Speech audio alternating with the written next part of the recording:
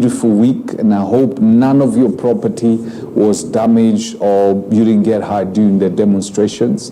We're now back somewhat to normalcy of some sort, but there are a couple of things that look like they're going to happen from now, and we'll be discussing the same in a couple of minutes or so. I have in the studio with me Pastor David Wamathu. Welcome. Thank you very much. And I also have George Gaira with me in the studio. Thank you for having me, Fred. Now, just like we had said, I think the last time, Yes. that politicians are like moths. They cannot help it. When they see a bulb, they run to it and they start circling around it. And so politicians, moth here being politicians, the bulb and light being the demonstrations or a large gathering of people.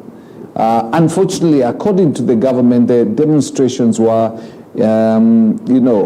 politicians infiltrated them, goons infiltrated them, and on Tuesday was nothing but a mess. David, what are your thoughts? Have we seen the end of this? Well, first of all, I want to say thank you for having me at such a time as this. In fact, it is a great moment for Kenya. Yes. I know there have been a number of things which have happened. Yes. Several people have lost their life, Yes. which is something we want to It's very say. unfortunate. It's quite unfortunate, even to the families and also to Kenya at large. Yeah. The only thing that I would say is that still I want to maintain that Gen Z have actually brought a new air, a new breath into the country. And I'm feeling a bit proud, Yes. though I have some few concerns. But I am very proud about what they are doing because we have gotten to a level. A parent will always feel good when they know that their children are able to make right decisions, Yes. and they are able even to continue with the legacy. Yes. And I think this is what we are seeing from the Gen Zs, that they are able, at least now, they are becoming mature people, people who can be able to reason, and people who can make even decisions, which is a good thing. Yeah. Now, we have seen quite a lot, especially this week, Yeah. and Gen Zs had actually arranged their things in a very good way. But as we say the other time, politicians are politicians, and we say politics is their enterprise. Yes. And It's their business. yeah, it is their business. They think sleep Yes. between politics. Yes, so they were sleeping, but when things started moving and when pressure became too much and they realized that here, these Gen Zs are going to take us home, Yes.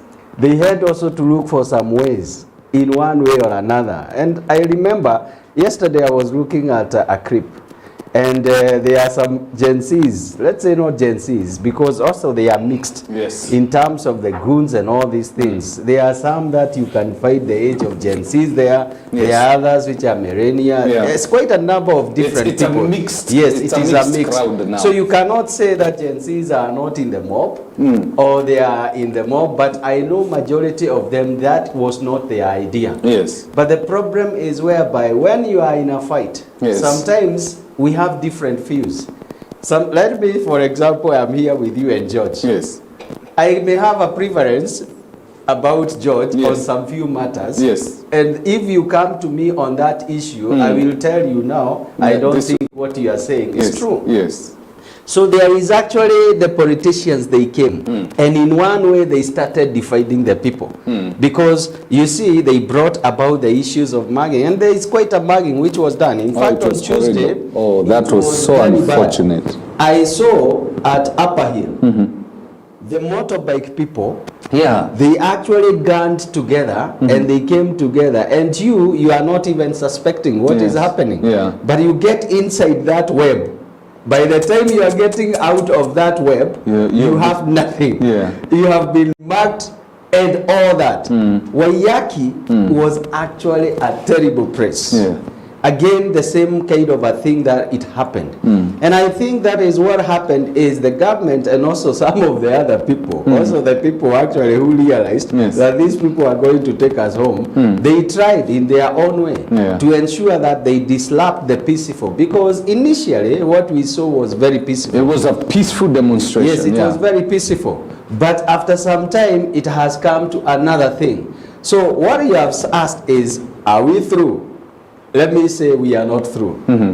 The Gen Zs, they have done a good thing, and that is what actually we were saying. They achieved something great. Yes. In terms of the finance bill.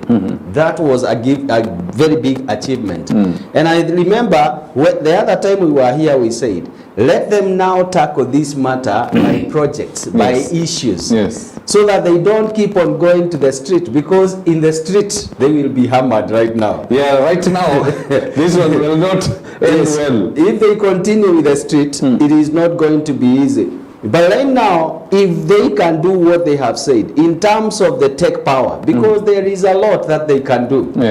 And there are several directions I have seen them taking, so they are not stopping. But they have taken a break in terms of demonstration. But actually in terms of moving, they are moving. One, I know they have given some 14 conditions. And I think the best thing I would really say is that let them move with those conditions, like IEBC. Let them put pressure, and they say these things must be in place. And therefore, is right now, it is being listened. The president was actually at a point where he was at a panic. He doesn't know who to talk to. He doesn't know what to do. And that is one of the big strategies they have used. So for them not to be divided that much, they have not revealed 100% to the authority who they are. And that is where now they are moving. So I would say, right now there are things they can do and they are doing. Let them move. In terms of the cabinet, I can tell you, I am seeing in the Standard, it is saying the headline is the Last Supper. Some of the people, the cabinet, well, this will be the last time for them. Yeah, for them to sit in that kind of a sitting, because I can tell you the push is too much. And I think even the president himself, he is feeling that he has been let down. And not only just let down, probably he's been given a golden opportunity to do what he could not do because of political interest, in the sense that everybody was there because of politics. But now the country has pushed and pushed and pushed, and has gotten to a time where they've presented him a golden opportunity on a silver platter. That is true. Yeah. Fred, maybe this is the moment that we as Kenyans were waiting for. Particularly those of us who are keen in matters of governance, in matters of how our taxes are managed, and have been raising issues over time on ways that government can truly be able to address the challenges that Kenyan people are facing, and particularly the basic items. And we were looking for a moment when there will be that political capital that is enough to push the system and those in charge of the system to begin to react to the issues that actually are affecting Kenyans. And so for me, to the Gen Zs, and not just Gen Zs and millennials were working together. It was pretty much a diverse group, but maybe the branding, Gen Z took the most. But then they've given us a platform where now we can hold governments into account, and they've been able to show the world what are the consequences of not listening to the people. For me and for President William Ruto, from where I sit, this was a narrow escape. Because such moments actually usually end up with governments being toppled. That was, according to officials of the government, this was an attempted coup. And you can put it like that, maybe a civilian coup, because those who are trying to execute the coup, at least those who are visible, only had phones and shirts. You understand? But true enough, that can be, it resembles that. But then again, from where I see it is that the president has had now a narrow escape politically, and has a chance to begin to restructure government and form what we've been saying. You know, one of the things that the president has been hiding behind, I even saw him on his first address when he, immediately after the day they stormed parliament, and he gave his speech. I think it was the first speech since the demonstration started. is that he said that while he was ceding to the fact that to the people's wish, which is to pull back the finance bill, is that he said, but now we may have to borrow 1 trillion. And I was sitting there and thinking, this president has not taken time to think. That gap of 300 and whatever billion shillings that was supposed to be the gap that was to be filled by the finance bill is money that can actually be attained from within. And Kenyans, as wise as they were, they went into the details. You know, the best part about this movement, Fred, is that I could see 19 and 20-year-olds breaking down the bill and the tax ratios and the consequences of that. And I think having an informed voter is the most dangerous thing to Kenya's future politicians. Because then the voter has an idea of who is supposed to be what. You know, when 2013 we came into the devolution format, most of so many people didn't quite understand the format, didn't understand what the Senate is, who the senator is supposed to be, and who the governor is supposed to be. And I remember even in my home county, my maternal county of Bungoma, we had a very interesting Senate race. You know, we had Senator Wetangula going for that seat, we had Mukisa Kitui going for that seat, we had Muskari Kombo going for that seat, and they were the titans of that county. I believe any of them that would have opted to go for governor would have been the governor of Bungoma County because of the stature. But I don't know, they didn't quite catch what had happened, what the value of those particular positions. I guess that's why Governor Lusaka, an underdog in many ways, is not a politician. Easily had no competition. There was no particular race in governorship. The real race in Bungoma County was in the Senate. And I guess that's why we even got the many governors that we got. And I remember that time when most governors came in and you know, they were now handling billions. Many people thought that in 2017 it would be unbelievable to imagine that there's a governor that would lose a seat. But Fred, 24 governors went home, and the so-called billionaires didn't come back. And so Kenyans now have begun to realize the importance of these positions and some of the functions and the roles of government. And it's even much nicer that it's the younger Kenyans who are 18, 19, 20, who are your kids currently, is then they are able to break down on issues and do that. So when the more a country has such kind of voters, the more we are able to get rid of leaders that are not productive. You can easily tell that this one cannot be an administrator. It looks like it's an actual change of guard between generations. Correct. We're having a generation that is coming in that is very well educated and very woke in that sense. They know exactly what's happening around. Correct. And the us generation, the old generation that used to, you know, everything just goes the same way, is being edged out. And a new generation, very informed voter is coming in. So our electoral system, our voting and is going to be a very different kind of system going forward. I can tell you, and I know when we were here the last time, there is something that you said. I think it was the last statement about when you encouraged people about prayers. And you know, let me tell you, there is power in prayer. Sometimes people may not realize when you talk about prayer. Many people have prayed for this country. And God can use anything to bring a change. When he realized that people really need a change, he can use anything. And today we are saying God has used the Gen Zs to be able to bring the change that we want in this country.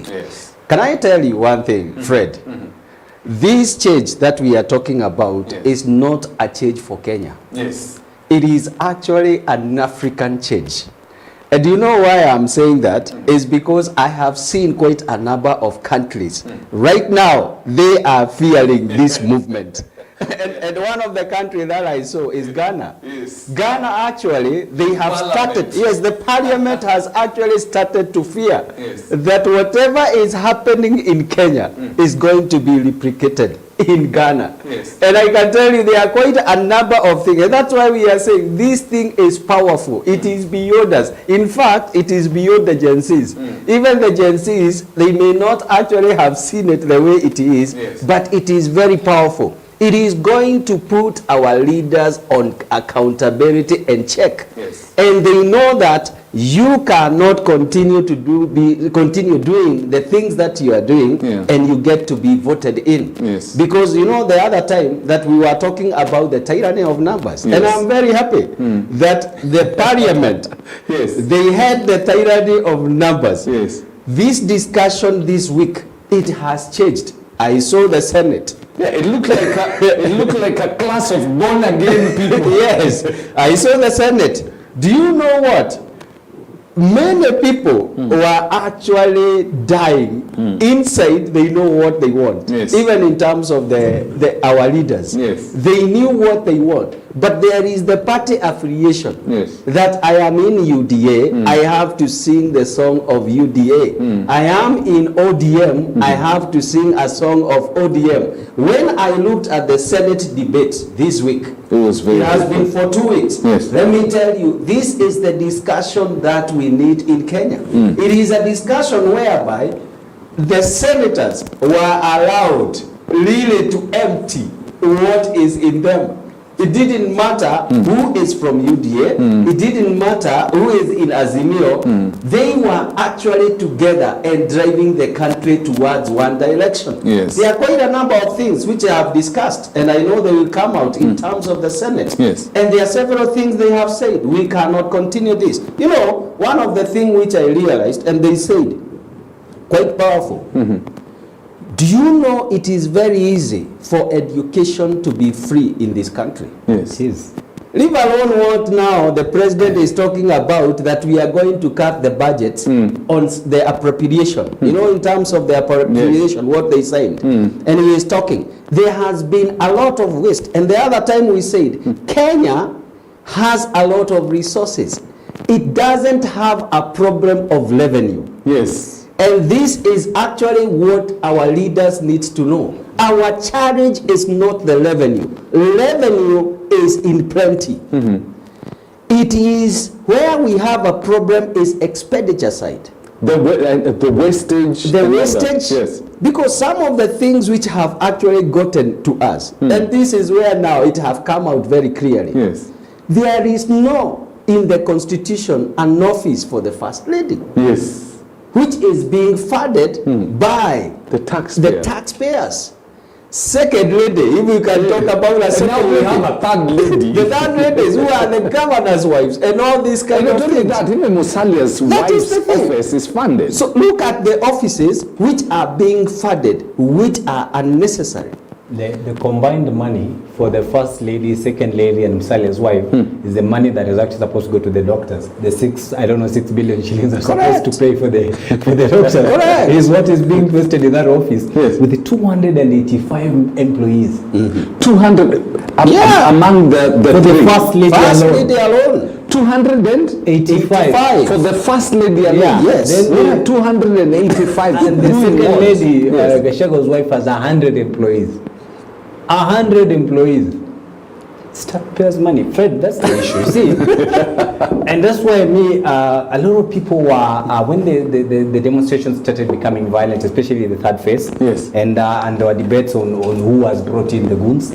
But before that, slightly before that moment, is when now the demonstrations made it to Parliament. And I was somewhere with some other people on a different show, and we were discussing, and they were saying, you know, now we have gone overboard and things like that, because they had seen the fear by virtue of what had happened. But I was telling them that anytime I tried to sympathize with what was happening, and that I was almost sharing their opinion, I kept thinking of the wastage of the funds. And I was saying, maybe this is a window to end the spillage that is in government. This president has an opportunity, Fred. Just 2 weeks, I think 2-3 weeks ago, the CS for Finance, and we shared here, made a pronouncement that one of the cost-cutting measures is that there are almost 100 state parastatals that are no longer relevant in the context of the new devolution. Yes. And Fred, that alone can free the 300 billion that we are talking about. And so the president has a moment today. He has a Twitter space session with the Kenyans. It will be interesting to watch. The problem, I know that platform is the most vulgar, is the most disrespectful platform I've ever listened to. and the person they hold in high esteem is a guy called Miguna, a guy who has no chills, no morals. He says what he doesn't care. And for me, that's a problem. In fact, let me tell you, Fred. Yeah. The president really need to sober up. And you have said one thing, and I will just give an example why I'm saying that. Do you know the first presser, the release that he did the first day? Yes. It was unnecessary. It was uncalled for. Yes. The one he did it for 5 minutes. Yeah. He came and called people goons, terrorists, and all those things, and he went away. And he did not want to talk to anybody. Yeah. Then I think he realized that whatever he had done, it was even agitating the people even more. Yes. So he came the following day and he brought now the real statement about a leader and developing the country. So what we are saying is the fact that the Gen Z are in this space, Yes. it does not really mean for him that is the strategy he needs to use. Yeah. There are so many other strategies that he can use because you see, for him, he can come even to the television. Yes. Or he can go where he is and he address the country. He has those privileges which are not with the Gen Zs. Yes. Because let me tell you, one person can keep on irritating you on that space. It's a horrible place to be. But it's regulated, Fred. Sorry? It's regulated. It's just because the context of those ones having a discussion, they're aware of who they're addressing. And that's why you can be that vulgar. But you see, the platform actually gives up an opportunity for you to give terms. And literally, you have you can delete a profile. You understand? So I hope they factor that. What I'm just saying is this. By now, the president knows what he's supposed to do. Quick measures, cut cabinet, cut unconstitutional offices, cut down costs that are necessary, value for money in certain budgets. Because I've told you that you find a reason, you go to an office where you find a pen costs 50, 80 shillings, something that can be got for 10, 20. Those are things that just need a big queue. It's like one time I was working on some construction project huko nyumbani, and I asked the guy, a professional, I say, okay, you just do the quote and let's see, because you're the professional, me, I just want to see. Yes. So it was supposed to be a 4-bedroom house, and then so we're looking at, just an example, we're looking at because it was a brick house, because most of the houses there are constructed by bricks. So he gave me this big quotation. So I asked him, so how many bricks would roughly cost us to do this 4-bedroom house? It tells me around 15,000 bricks. You understand? And so I tell him, so what's the cost? I look at the cost. Each brick has been costed by 20 shillings. That is almost 150,000. If you take 15,000 by 20, it's almost, I think, 300,000. When I went back, I told him, okay, let's go on site and see the bricks. I found that the bricks is 5 shillings. 5 shillings a brick. And sometimes, you know, when things are Were you doing it for the government? No, just the local site. You're at home. You understand? So sometimes those are the kind of issues that we have in government. This president already understands what he's supposed to do. And if he wants to really regain his popular, because I think today, David, I don't know from where I end, but from where I see it, this, if elections were to be held tomorrow, this president will not survive. If we are to have an election tomorrow. But he is lucky as a window of 3 years to be able to regain himself. And he can only do that if he comes up with drastic measures. The easiest one is what the Constitution says. Kenyans went to the ballot and passed a brand new Constitution that clearly indicated the functions that are supposed to go to the county. We are struggling with the issue of repetition of functions because there are functions that were already fully devolved in the state, the counties, that have departments that are funded at the county level, that are supposed to be operating, but we have similar entities at the national level of people just chilling. If I'm to use that name, they were just chilling in offices. So this president has a quick way out. I hope in the next 2 weeks, just before the heat dies out, because it's very easy to think that the demos are over. But Fred, every time you wake up and you realize you have to pay an extra cost for fuel, an extra cost for power, and maybe if you have kids, especially high school and college kids where the school fees is even higher, it hits you that then I'm still struggling, and at one point they might come back and maybe the president will not survive. Because for me, from where I sit politically, it's a narrow escape for this president. It could have gone badly, especially on that day they stormed parliament. But for Kenyans to restrain themselves and go back to their homes at around 6, I think that's at that moment they realize things can cool down. So the president has a golden chance. It's thugs went into parliament. How do you set up? How do you set parliament on fire? You set all those places on. The moment you cross into that, you're nothing but a third. Let George agree one thing. Yes.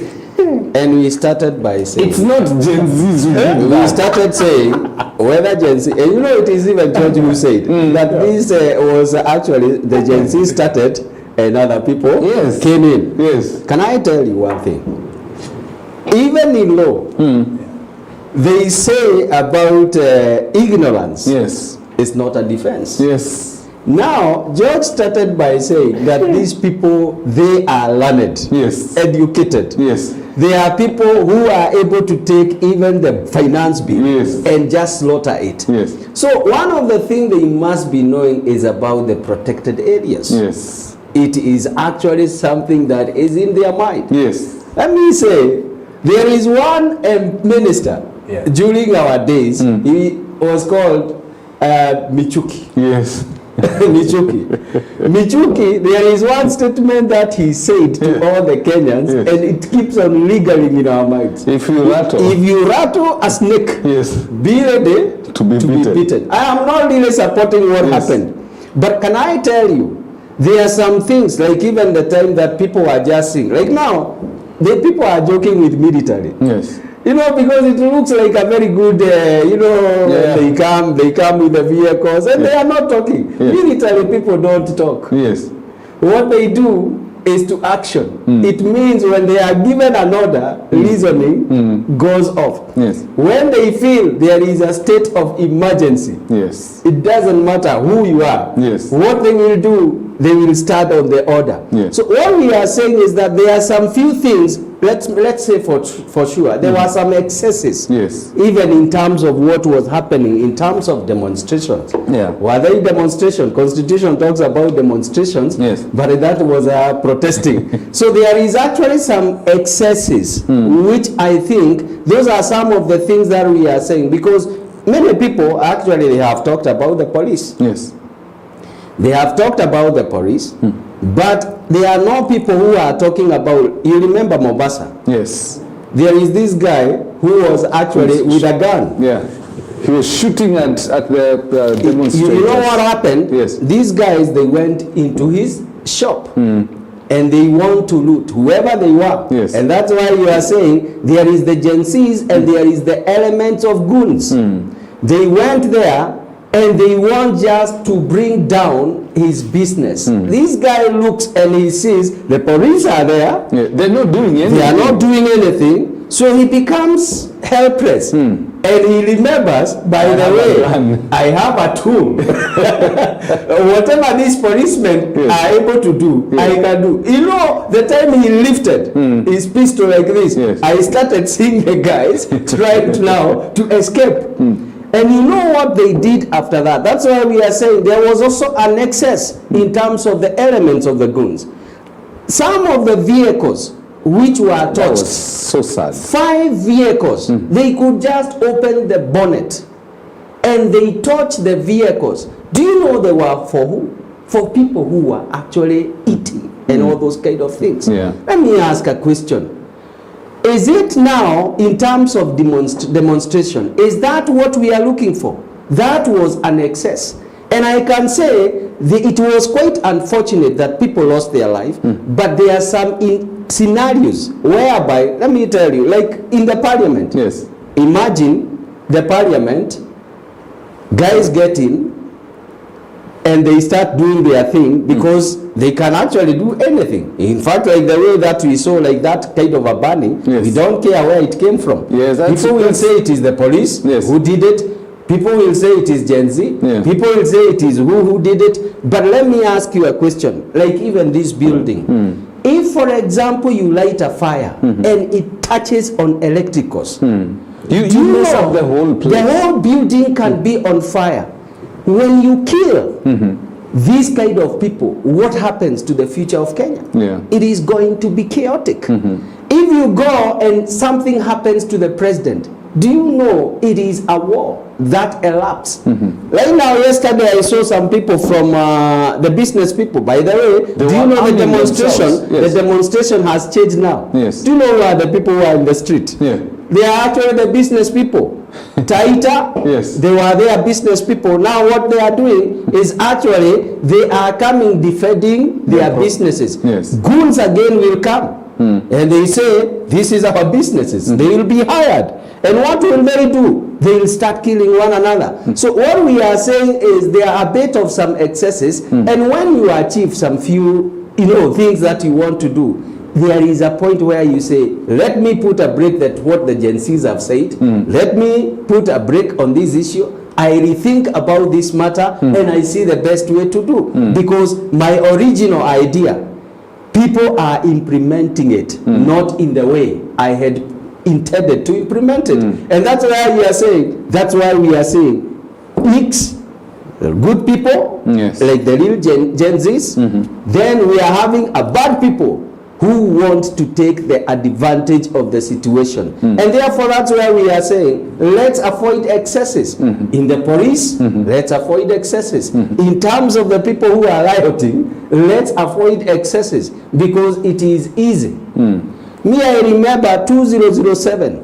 It wasn't pretty. It was a very bad time. And I gave you a story. That my father-in-law comes from Eldoret. And 2007 is when I realized that it can be chaotic. Sometimes people started like this, kidogo kidogo. Other people started coming with pagas. Others started coming with stones. Others started coming with many things. Can I tell you, my father-in-law, he slept in the forest for 3 good days.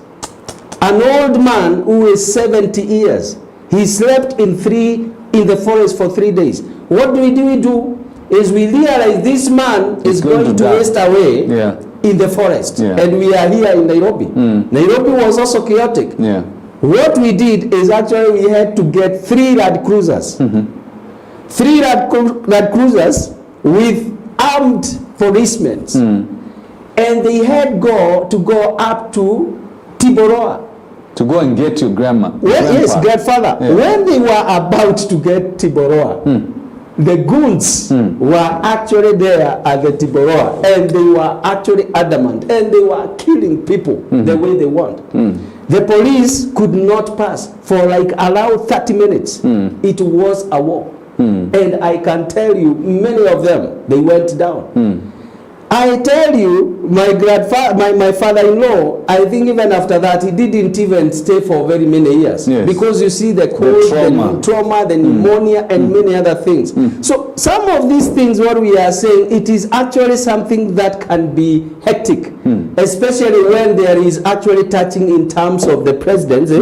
It is not an easy thing. You can see a war erupting anytime.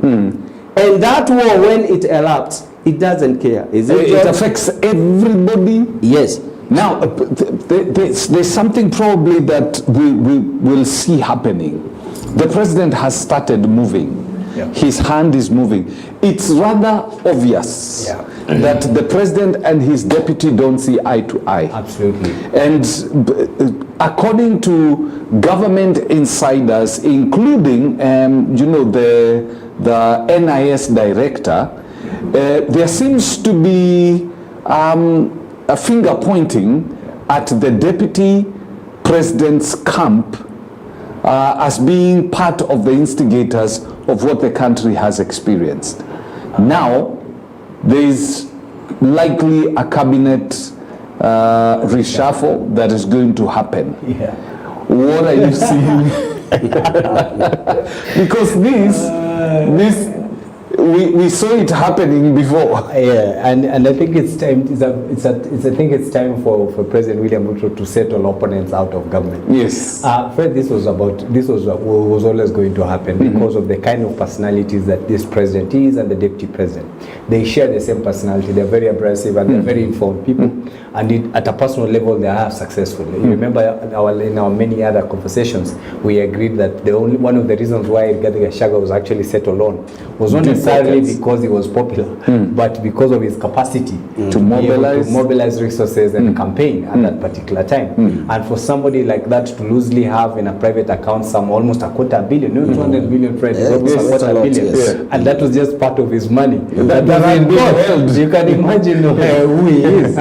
And many times I've illustrated here, David, that with 290 million, me and David might disappear for a year, just campaigning elsewhere. So that money is enough to actually take off a credible presidential campaign for anybody who means business. And so with such a personality and such capacity, it was always sure that it was always expected that at one point, Fred, this deputy president will be able to checkmate this president, because both of them are very proactive individuals. And I guess we are there. It's now very clear. If there was ever a doubt that Deputy President Gachagua will not be running the ballot with the deputy president, I think he's aware now. So he has probably had other plans, only that now just the same position that this particular president was in the previous regime is that they can't fire him. And also the political consequences of firing him are huge, because you do not want to combine the 1 million voters from Mount Kenya that voted for Raila courtesy of Uhuru, and then top up with Gachagua's any base if it exists, and then be able to win any election. It will be a done deal for this president. So he can't fire him.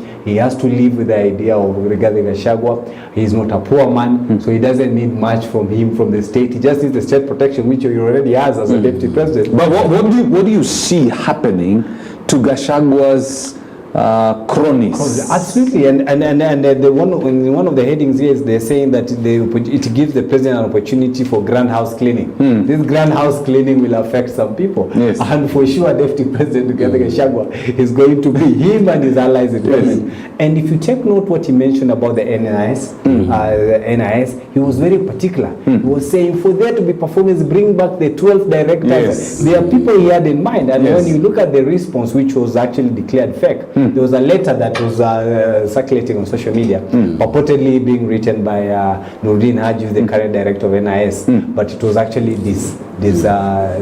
dishonored it. They say it's not a formal letter, but the issues in that particular letter were actually alluding to what you would suspect would be the reason for the fallout, which is that there are individuals within that institution that were kicked out, and rumor had it that these were some of the people who were leaking information towards the deputy president's side on how some of the government operations, because NIS operates directly to the president. They don't report to any other person, because they give extremely classified information about the state. So I guess that desire to access such information was the reason why, having learned from the previous government, there were rumors that the deputy president always received the same intelligence 30 seconds later after they are being given, because within the government, within state house and close friends of the president were two-faced individuals that are also leaking information to the deputy president. So he's aware that that is possible, and I guess that could be the reason why they cleared out individuals that they are probably perceived not to be in proper terms with the president, and again Gachagua would be an outright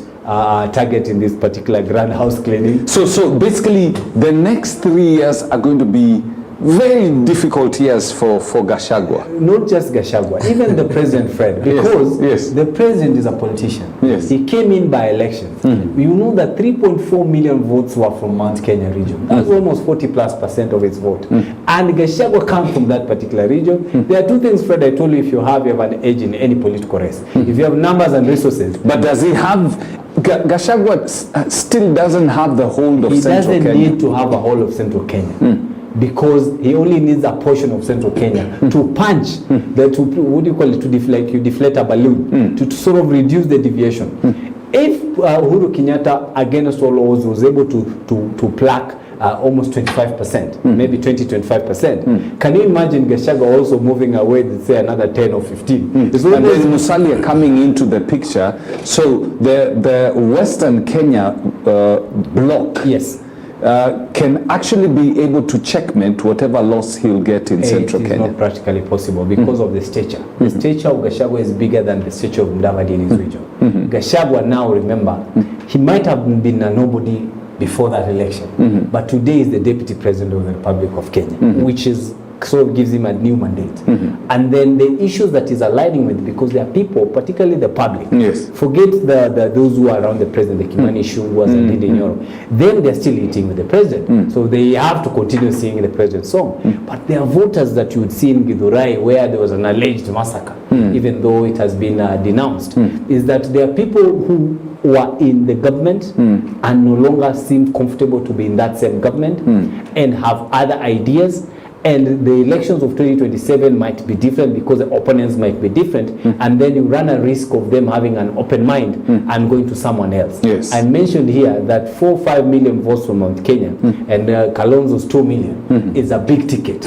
It's a ticket that people have not quite calculated, but it happened in Malawi. Lazarus Chakwera, the deputy president who passed on the other day, was a vice president of Mutharika in the other term. Then there was a fallout like what we have. So he basically just moved to the opposition and supported the opposition candidate, and it came with his region, and the president went home. And so you can imagine if he can pick the disgruntled base of central Kenya. We don't know how much it is now because 3 years is a long way. The president has a window to work out on things. Is that if he's able to scoop even half of that, and you top up with whatever Kalonzo can get, then Kalonzo does not even need Azimio first. He can be a third, what do you call a third horse, and it'll be a big base. So you can easily end up having UDA, ODM, and Wiper, or whatever coalition Kalonzo is able to build, because Central Kenya has never been an Azimio base, even though there's a chunk that voted for the president. So if that base is able to work on, because he has the numbers and the resources, and now the stature, it would have been a problem, David, if we were talking of Gachagua, the MP. That would doubt. Yes. But Gachagua, the deputy president, is a different ballgame. And clearly, as days go by, he's beginning to get some of the people that actually voted for this president and feel disgruntled. Because deputy president Gachagua has already made his statement that he disagrees with a lot of things that are coming from this government. And has said people are actually stealing from this government and vomiting on the same voters. He has made it publicly. You may not even think he's a deputy president of the same government. But he is. Because he has read the mood, Fred. If you listen carefully, one of the people that has been galvanizing the Mount Kenya region has been Raila Odinga. Now, can you imagine a scenario where Raila Odinga is not there? If with Raila Odinga on the ballot still, there's a million people who thought otherwise in Mount Kenya. A candidate that never got even 200,000 votes in that region to be able to score 1 million votes is no joke. Now you can imagine now, regardless who is their son. He could get even much more than that, you understand? And this President William Ruto cannot afford even a further deviation of 10-20%. Because then it takes him to 40%. And where else would he be able to recover that? Not in Western.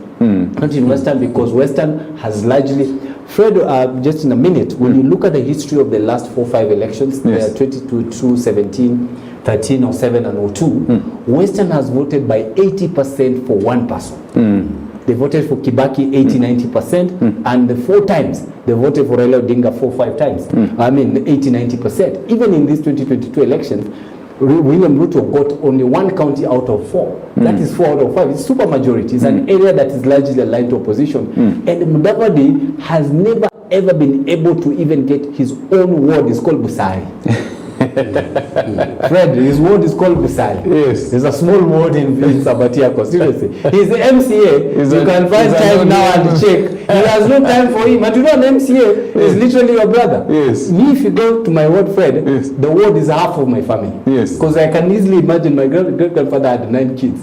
That family is huge and is spread across the ward. So if I were to be a politician, it would break my heart that my own ward cannot give me an MCA. So Mudavadi, and to just answer your question, Mudavadi and Rigathi Gachagua do not share the same stage in their communities because of the model of campaigns and the personalities. Rigathi is people-centric. If you listen to his language, and even from the way he's trying to brand himself, he's like a regular guy. He seems like the kind of politician you'd find somewhere in Madeira, in a local village, just eating roasted maize with these other people. He can easily gel with that. Mudavadi cannot gel with that He's a prince. He's a prince. Mudavadi is a prince.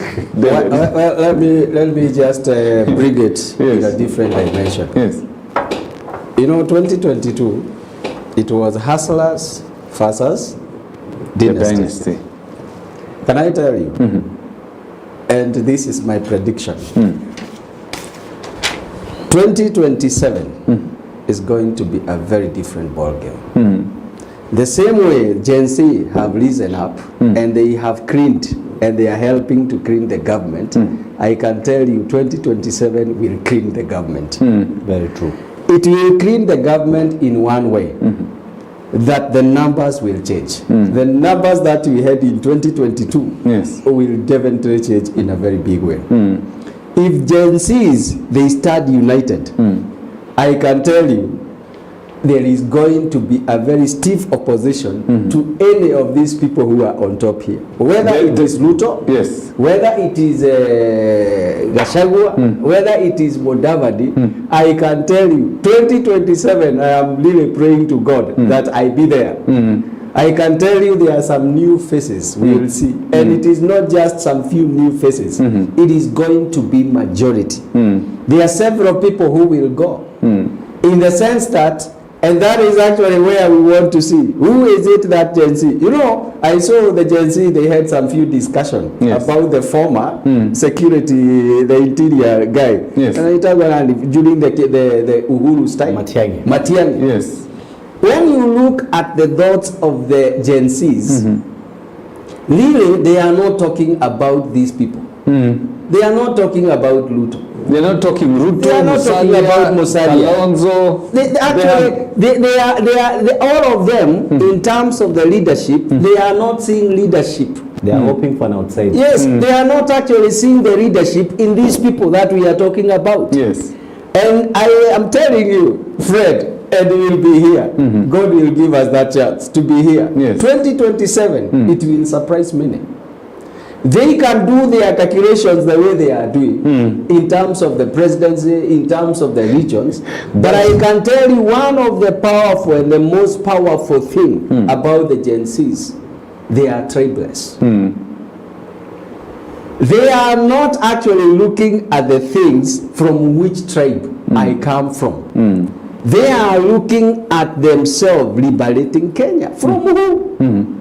From all these guys. And that's why they are saying the cabinet needs to go home. Why? It is because surely if you look at the cabinet for Uhuru and you look at the cabinet right now for Ruto, it is actually like comparing what? It is like north and south. Yes. You are looking at some of the people in terms of, again, look at the education. Look at the person who is in education and look at the person who was in education in terms of during the time of Uhuru. Look in terms of the transport, infrastructures, Macharia, and come to Murkomen.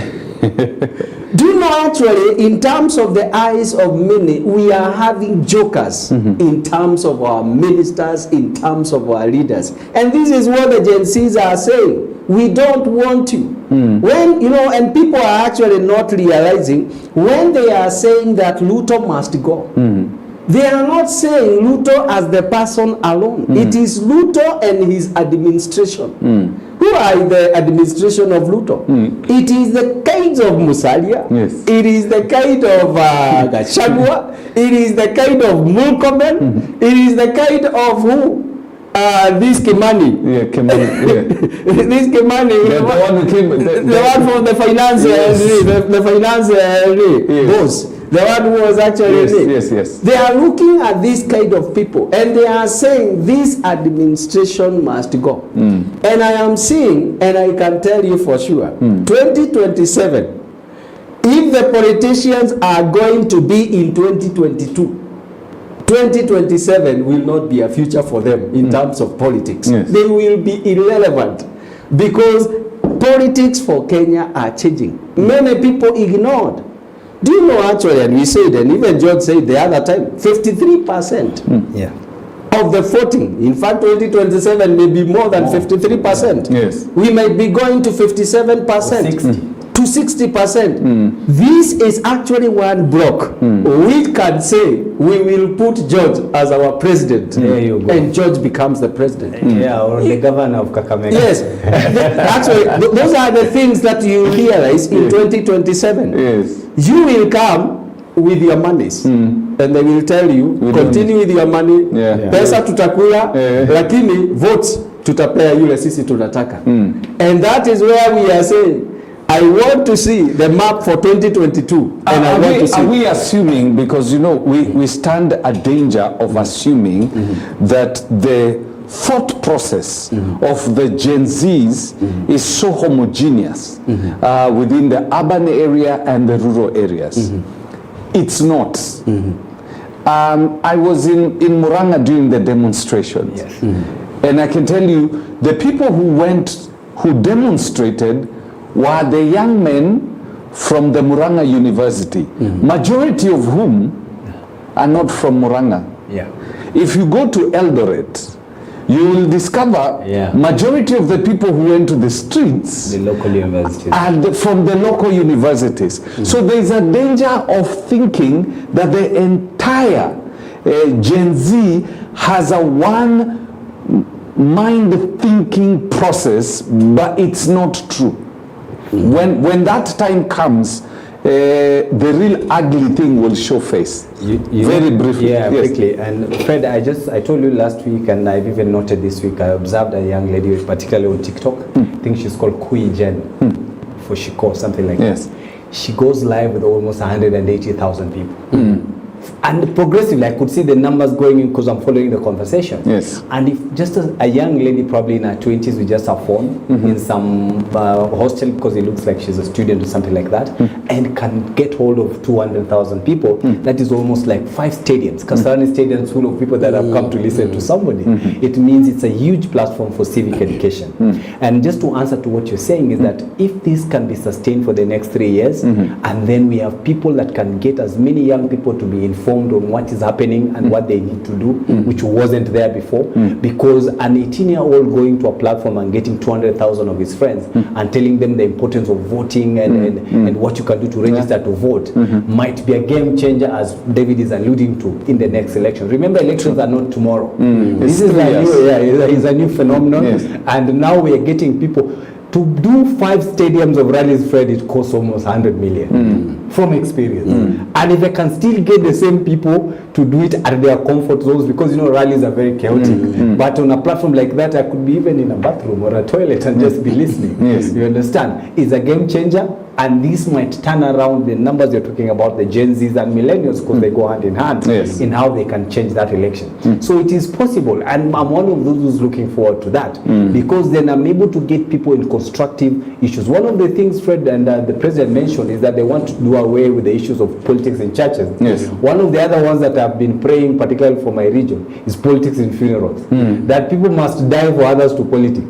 That is, you see, a guy wants to campaign, is asking, we need 100 dead people for him to be governor. It's not something to pray. Even as Christians, we are not supposed to hope for that. That for president, for you to become governor of Murang'a, some 50 people must die so that you can go to the funerals and get to the people. I'm hoping we can end the business of funeral politics just as churches. And I think the Gen Zs and the new format of campaigning can change that. And there's a possibility that is... Your last thoughts? Well, let me tell you, also touching on what you have asked.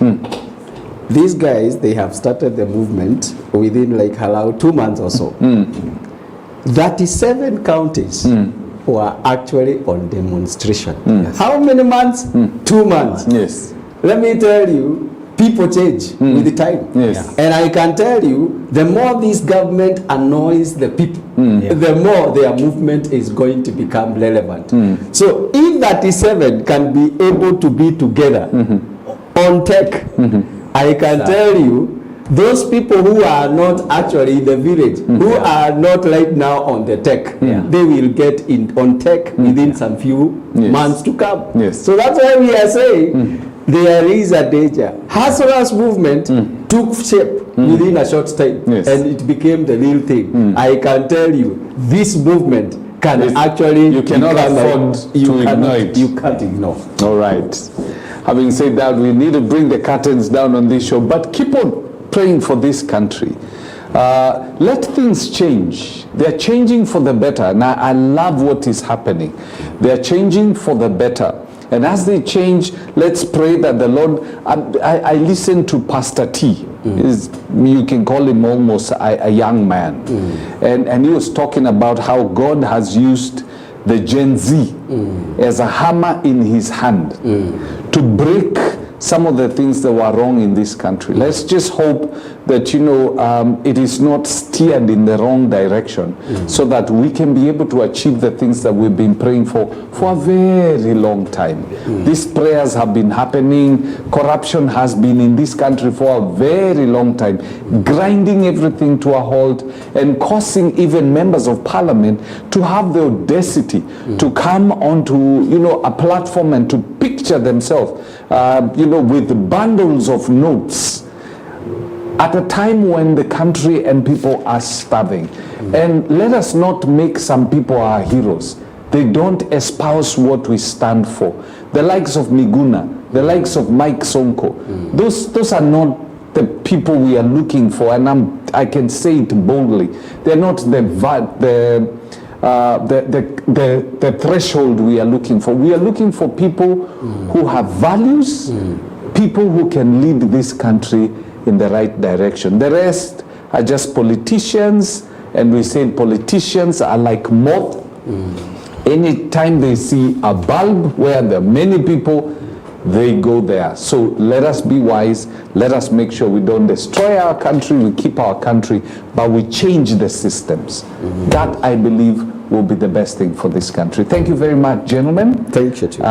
Great to have you here and your thoughts. Yeah. And don't forget the Daughters of the Kingdom will be coming in at 11:30.